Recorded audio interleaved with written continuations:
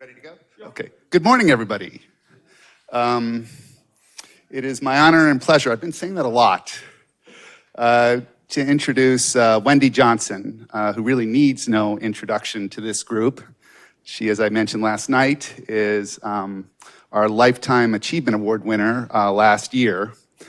The problem with these introductions is I've exhausted everything I really have to say as of last night, but this morning, I did think of one other item that I did not mention last night. I know I mentioned your Just 1G and Still Just 1G articles. I'm a big fan of those.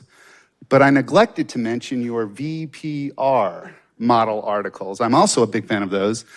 As many of you know, Wendy, with Tom Bouchard, I think, published a series of articles on the verbal, perceptual, and rotation model articles, basically characterizing the structure of intelligence, comparing the VPR model to, among others, the fluid and crystallized intelligence models, finding that the VPR models fit better. And I looked up, a little fetish for this, the number of citations for the VPR model compared to the Just 1G models, and I was surprised that the VPR models had quite a few more citations than the Just 1G models. I would have expected the opposite. But they've really made an important contribution, those articles specifically, to our field. So I just wanted to say that in introduction. And with that, I will turn it over to Wendy Johnson, who's going to be talking about the elephant in the room. Thank you, everybody.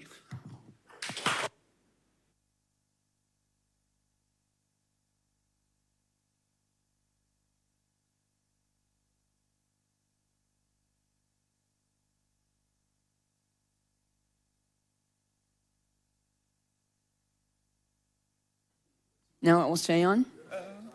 It's green, yes. It was green before. Well, anyway, there's another paper that has a subtitle, Some New Feathers for a Fine Old Hat, and this talk is more along its lines than those other papers. Well, my theme is there's an elephant in the room of not just intelligence research, but psychology more generally, and actually society more generally. The elephant in the room is an expression for something that's really, really obviously, very awkwardly there, but somehow or other, nobody sees it. And, well, Mark Twain, the American author of Tom Sawyer and Huckleberry Finn, sort of children's classics, also wrote a story about an elephant that was being brought as a gift to Queen Victoria from India or Africa or someplace like that. And, well, somehow or other, the elephant got lost in New Jersey. On the way there, they must have stopped for fuel or something. This Twain's elephant, Twain was known for his snide use of humor, and his elephant was white. And I think that's important because a white elephant is a very expensive object, something that's worth a whole lot of money, but also requires a whole lot of upkeep and is totally useless and in the way. So you can't sell it and reap its value and get rid of it. You're just stuck with it. And I think that, well, I hope that wouldn't apply to the elephant I'm talking about, but that's where we seem to be now. Okay. Well, what's behind this elephant, or inside this elephant? Links between intelligence test scores, educational achievement and attainment, and socioeconomic status, and their underlying genetic influences, and importantly, the very, very intertwined environmental interrelations. We're not talking about genes versus environment here. We're talking about genes and environment locked up like this, working together or in opposition, but always transacting. And the social impacts. This is just one of many articles that outlines at the molecular level the interrelations. And the sample that, it's based on the Dunedin sample, the New Zealand sample of birth cohort of kids that were followed up ad nauseum for years and years and years, well into adulthood, and measured 6 ways to Sunday on very, very many individual differences. In this particular paper, one of the key results is that the genes associated with educational attainment, and we're talking here about a polygenic score for educational attainment, were also associated with birth into socially advantaged families, but also higher socioeconomic status at age 38, and also upward social mobility. So even if they weren't born in such disadvantaged families, there was more likely, it has been more likely that they will reach pretty good status by the time they're 38.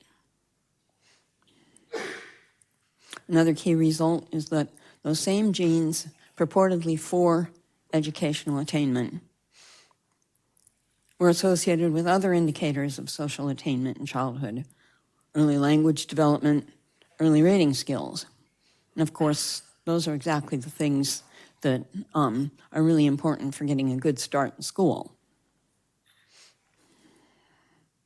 And, well, what happens? Kids with more intelligent parents who have good education themselves tend to get spoken to by those parents using more words, more complex sentence structures. The parents elicit responses from the kids, they ask them questions, they get them making decisions, they parent them in ways that get them working on their skills. And of course, they also very often sit down and help them learn to make letters and sound and recognize letters well before school age. And they read to them. And all that builds up so they're ready and more as they go off to kindergarten.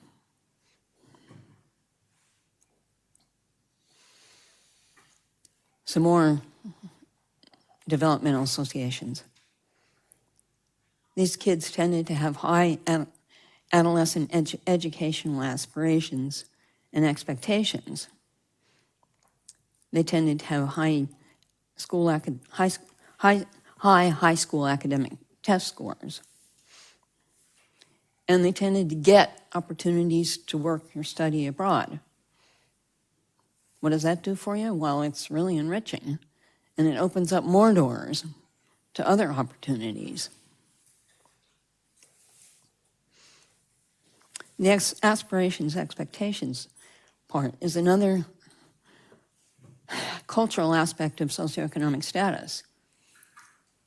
Kids who come from working class families very often don't aspire. This isn't our place to try to go further up the line. Maybe go to university, but not get a really high-powered professional job. There are books that have described, so this is very standard understanding in sociology, and there are books that have really documented the kinds of differences in parenting that you see. And while I was speaking to Tom's wife last night, who was a alternative school teacher, and she sees it all the time. Just something like going to the beach from San Antonio, where they live. The kids with lower socioeconomic, what's a beach? I've never been out of San Antonio.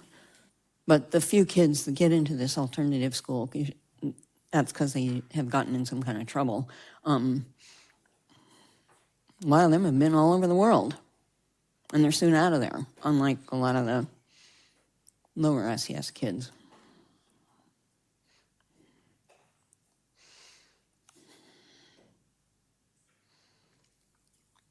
Even more developmental associations. I think James a student? No. Is he your student? I can't remember his name now. The Greek student. His poster was about this. Kids who have good education and come from higher socioeconomic families and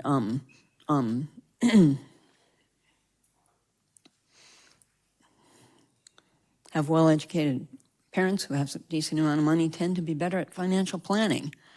And boy, does that help you make the most of what you have, however much it is, if you just use it carefully.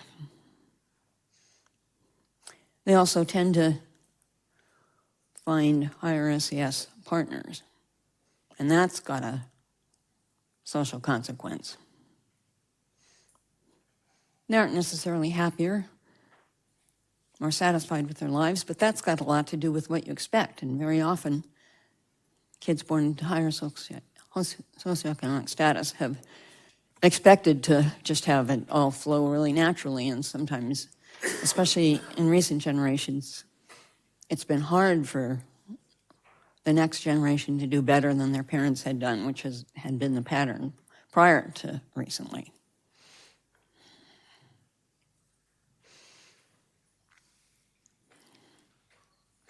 Beyond social indicators, of course, these same educational attainment genes for educational attainment were also associated with IQ scores, and more strongly so as they grew older. Good self-control, that helps you do it. Just take all the steps you need to attain any one goal that much better. Good interpersonal skills, too. Wouldn't necessarily associate that with higher IQ, but at least at the statistical level, it goes. But not childhood health. And that is an important distinction. But of course, what happens? You got a kid who, for whatever reason, tends to get sick really easily in a high socioeconomic status family, they get the best medical treatment. Does that happen in the lower SES families?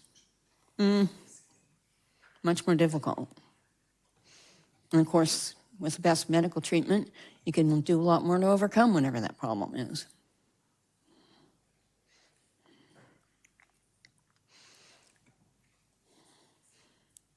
This has been getting worse. The earnings premium for having gone to university has been growing. And what this does is it increases social inequalities. In the United States, the increase, 1980 to 2005, accounted for 2/3 of the greater earnings dispersion. So this is a big part of it. The rest came from less minimum wage earning power, fewer minimum wage jobs, and what ones there were didn't pay you enough to live on, or were now increasingly paying you less than you needed to live on. And of course, fewer jobs for people without university degrees, greater global competition. A lot of those jobs that used to be available to people without university degrees are being shipped overseas because the manufacturing companies that were offering those jobs could find cheaper labor in Asia, and so on. And of course, the labor unions lost a lot of their influence. How big is the gap? Well, in 1979, the U.S. male average annual wage gap between the college-educated and not was $17,411. But it had basically doubled by 2012. And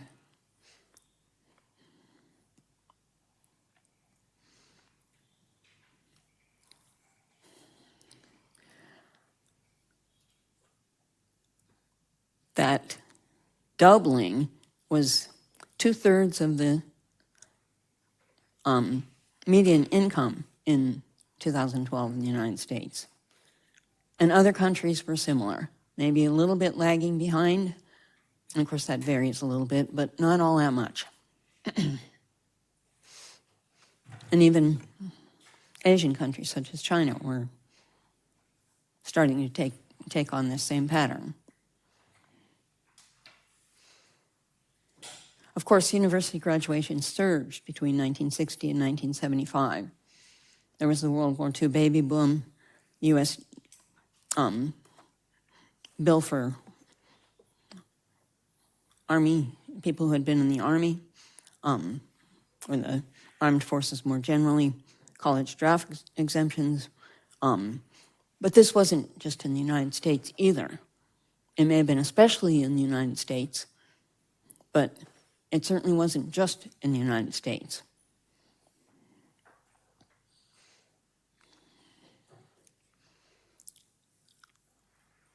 But somehow the employer demand for credentials grew faster than supply since 1979. So that's part of what drove the wage gap up. So far I've talked about the fact that we have substantial evidence for gene-environment correlation. All these things, supposedly the genes for educational attainment, are also proving to be, or being observed to be, for all these other personal and family characteristics. That is gene-environment correlation. In some cases passive, in some cases active. Active and evocative are really, it's very hard to tell them apart. So I'll just talk about active and passive. Anyway, all that is an indication of huge gene-environment correlation. But again, it's got to do with they're tied up so tightly. And all of these processes are developmental. So what goes on at the younger years, when it doesn't happen, is a real strike against letting it in to happen later on in life. And once the first pieces are in, the second pieces come more easily, and the third pieces more easily than that, and so on.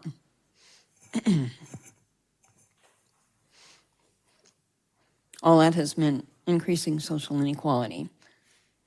But it's easy to blame it on economic trends and laws, greater educational opportunities, and look, it's been great that people have taken these up. Of course, the worldwide industrial trends, that's not our fault, is it? That lots of our businesses are being shunted off, have been shunted off to Asia. They were offering the workers. And of course, some of these people are just taking advantage of benefits, of course. Some of these people, lower socioeconomic status, oh gee, they can get some benefits. Now they don't have to work. In other words, often we're blaming the victims.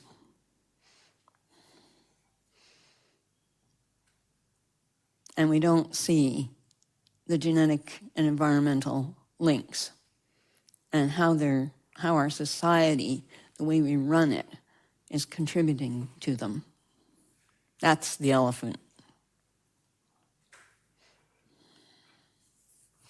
Of course, societies need some inequality. Without it, why would anybody bother to work? But how much is too much? Is that really the most relevant question? Isn't maybe the most relevant question? How low is the bottom? What's it like down there?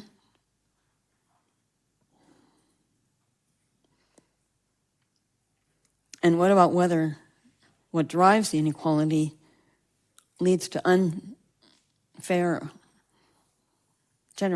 intergenerational stickiness? Just the fact that you're born into the higher social echelons protects you from falling down, and similarly being born into the lower ones makes it even more difficult to climb out, no matter how bright you are.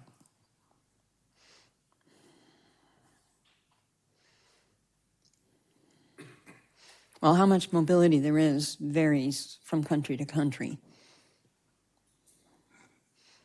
The US and the United Kingdom seem to be about the worst. And of course, Scandinavia tends to fare about the best. I wrote a paper about that too. And what goes on in the Scandinavian countries, it doesn't go on nearly as much in the United States and UK. Well, of course, it's social supports. What counts as poverty in Scandinavia is better off than what counts as poverty in the US and UK.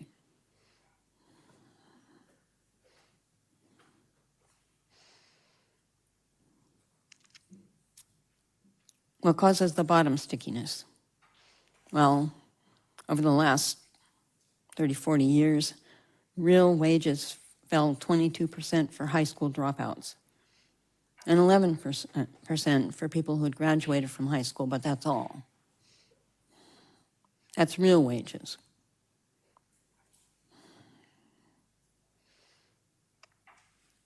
Employment rates for people who had dropped out from high school fell 12%, but not much less badly for people who had graduated from high school. That's worse than the wages falling, because they don't have jobs.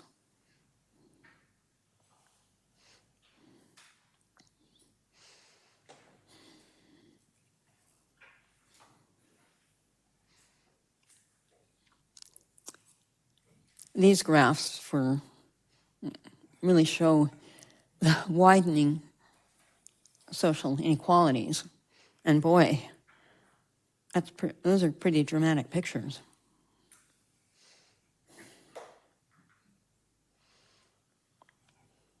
So what should we do? Well, standard answers are improve, equalize educational quality, job opportunities in all social strata. Eliminate poverty and discrimination, etc. Improve health care, especially its availability, especially since COVID. Manage immigration appropriately and well. And of course, endless arguments about just what that means. And, well, the UK expression, level up. It sounds really nice. Just get all the boats to rise somehow. So all this sounds great. When anybody starts to talk actual policies, first of all, policies that are implemented, often with the very, very best intentions, backfire. They don't do what's accomplished. You need some kind of testing first, and that's rarely, rarely done. But very, very often, everybody pays lip service to it, but nobody even gets to an actual policy proposition, which of course is that much worse.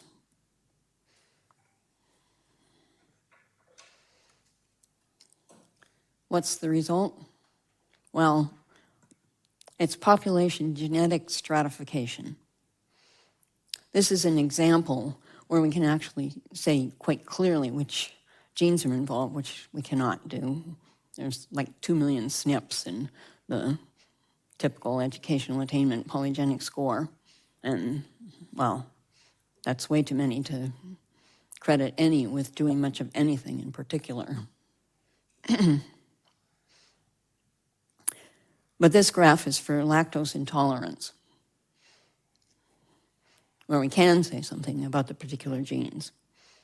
And what it shows there is that in some parts of the world,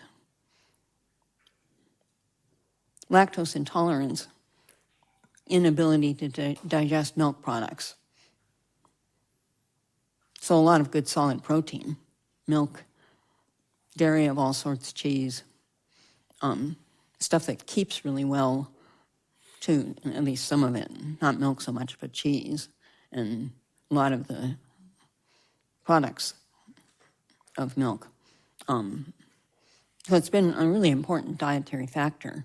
A lot of parts of the world can't stand to eat things like that.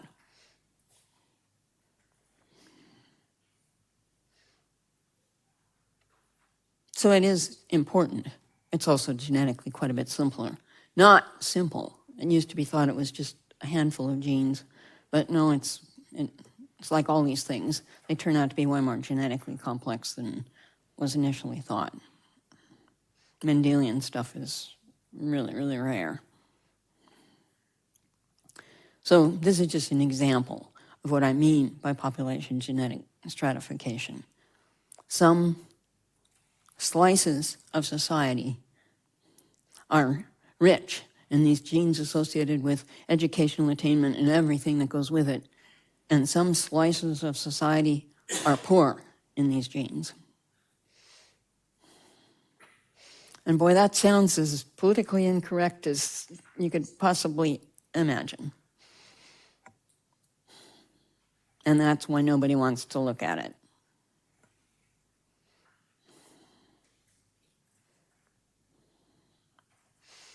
One of the things underlying it is assortative mating. Well, assortative mating is the tendency in any species for members with similar characteristics to mate. It's very common for human body size, age, facial characteristics, facial attractiveness in particular, religion, political views, ethnicity, cultural factors, values, psychological disorders, and education and socioeconomic status, both parental and aspirational or attained socioeconomic status. And indirectly, of course, intelligence. People call it the propinquity effect. I really like that word, propinquity, when I can say it.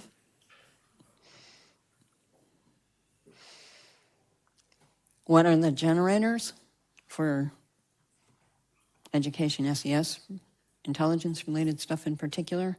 Well, close physical location. And of course, not just the United States, but certainly also the United Kingdom and plenty of other countries.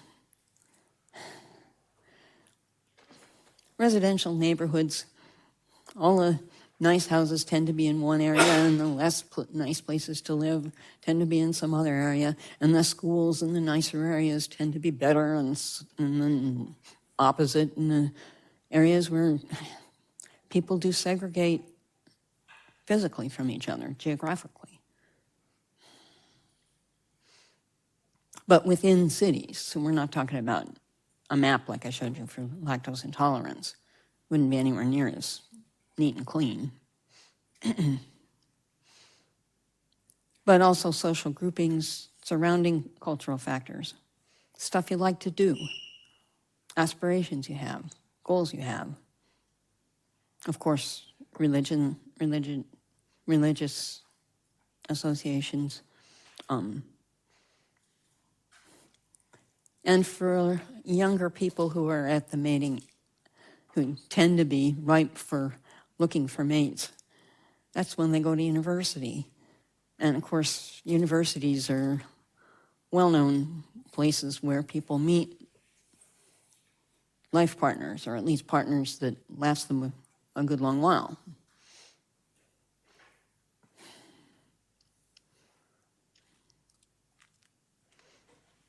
This is weakening a little bit with social media, but boy, is there a backlog of it.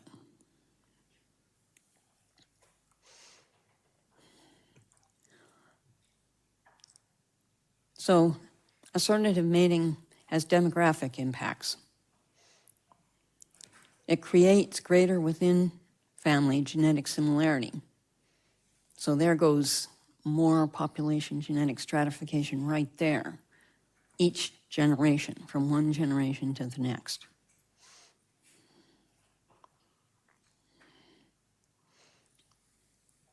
but also greater within family socioeconomic similarity. And of course, parents with more money often use high proportions of it to make sure their kids get good starts.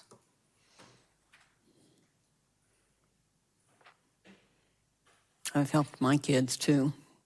We all do.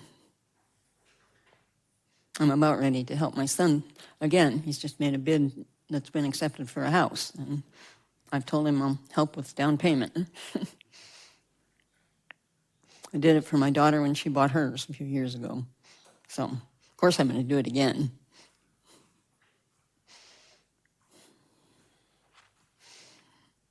All this concentrates wealth within families, but it also does the opposite when that wealth isn't there because the parents don't have it to offer. And all the social advantages and disadvantages that go along with all this stuff. So over time, you get increased social inequality and reduced social mobility.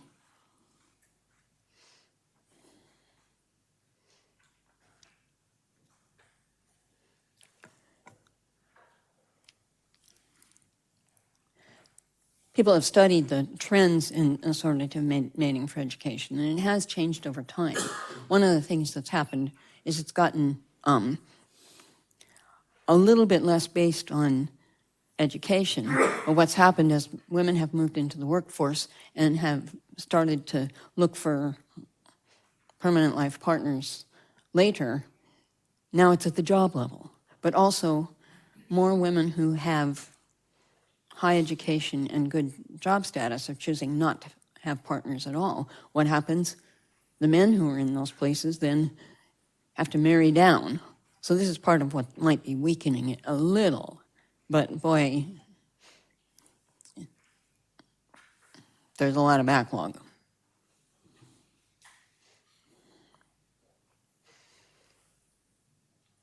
And it increased a very lot in recent years, and it's only very recently, like since 2010, that it may have started to weaken a little bit. That's how the backlog accumulated.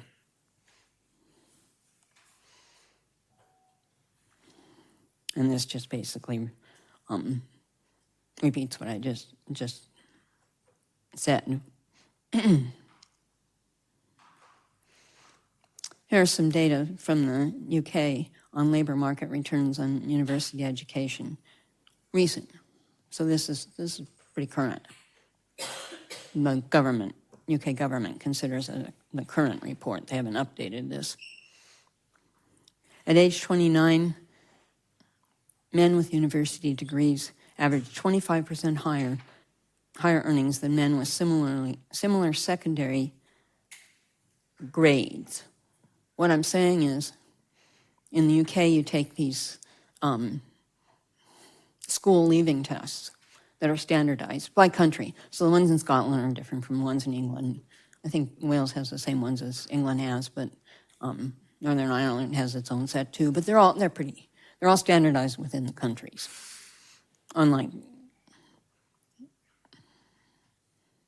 well, lots of countries don't have any standardized tests. The U.S., of course, has the ones offered by the SAT and the ACT, the ones offered by private corporations that lots of universities use to varying degrees. What's happened in these statistics is this 25% greater earnings for men is comparing them with similar school leaving grades. So this isn't about, it's controlling what you might say is the prep university readiness.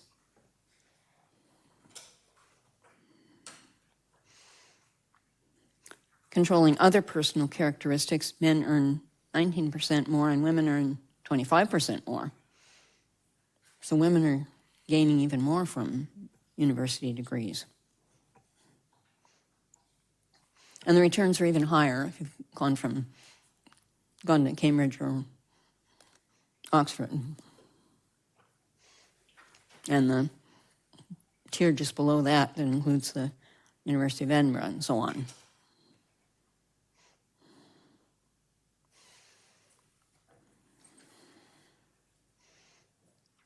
I call this the omniocracy social press dilemma.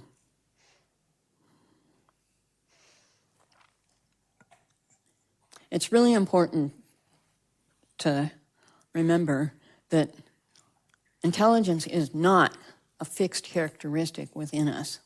It's a developmental characteristic, and it's very, very polygenic. And like all other polygenically influenced traits, it has a norm of reaction, or some people call it a reaction range. For any one set of genes, the IQ scores, if you will, at some, call it age 18 or something like that, could range, I really think, 3 standard deviations. You're not going to turn somebody with a genetic potential for an IQ of 80 into a genius. That's not going to happen. Best guess 80, I mean. But boy, do I think you got room to get them up to 105, or they could be really down there at 50, even 120, 130 at the top end, maybe. How does this happen? Well, our genes are way upstream from what we measure as intelligence, from our brains, as you might measure them in some psychophys test. I think of it as the genes are like Lego blocks. And boy, can you build a lot of different things with the old-fashioned, really non-specialized Lego blocks. Very crude tools. I think I'm running out of time, aren't I? You have 7 minutes. Okay. This is where the fine old hat comes, my paper about the fine old hat comes in. This guy deserves more attention. He was he was born in Kiev. Of course, we know what life is like in Kiev these days. To German parents, but he fell afoul of Stalin. You can see it would have been ripe for that's possibly happening given his state. And so he lost his university position as a geneticist, and well, he was relegated to no job at all and bad times. He had written this book called Factors of Evolution, and he managed to get it out to Theodore Domonsky in the United States, who translated it into English. And it's worth reading.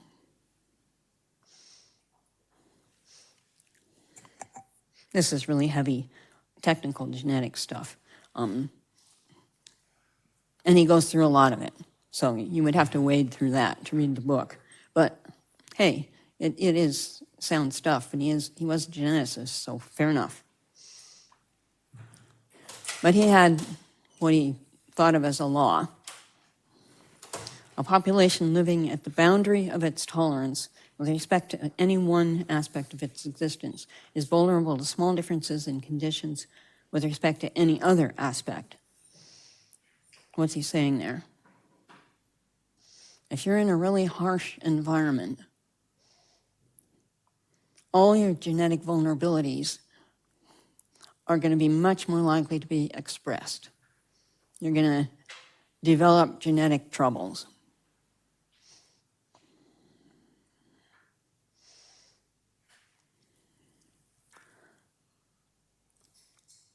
And this impacts how much variance there is in the population. And what is living in poverty? Well, it's a harsh environment. And what else do we know about besides the intelligence differences I've been talking about, the income health gradient. Health tends to be way worse among people of low socioeconomic status. And boy, is this a neat expression of Schmalhausen's law. What's happening? We've all got genetic vulnerabilities to physical illness. But what can you do if you live in a high S environment and you're well educated to go with it, as you often are?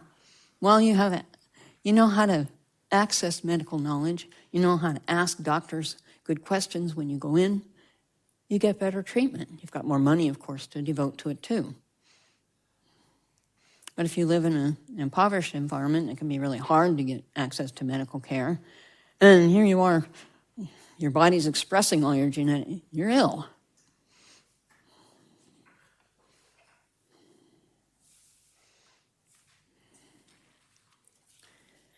Schmalhausen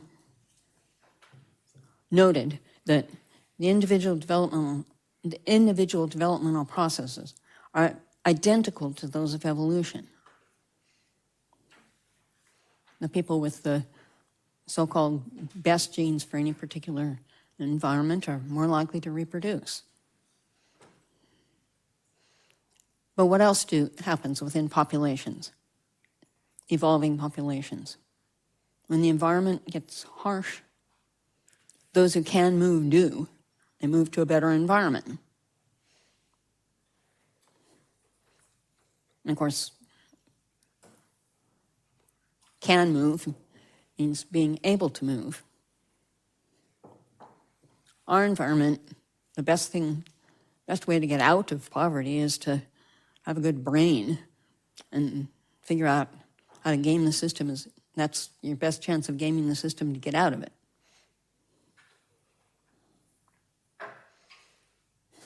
Wendy, 2 minutes.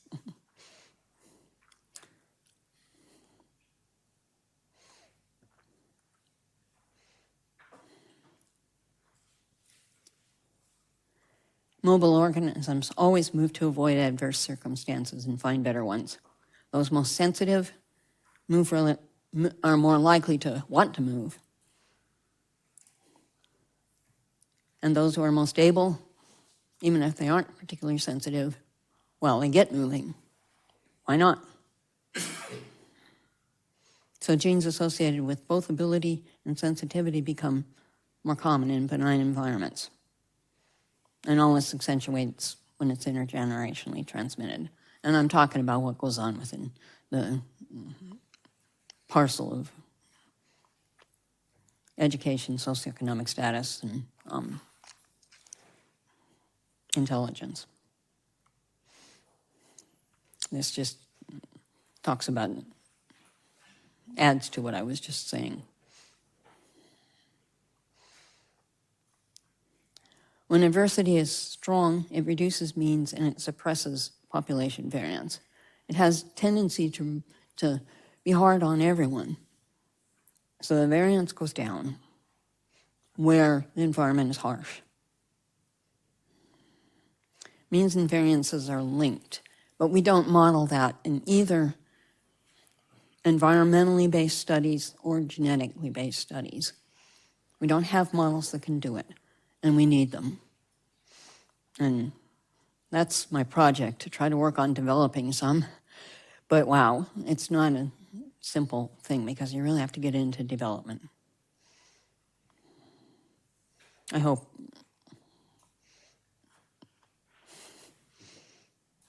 I've helped move the elephant from the room at least. Thank you.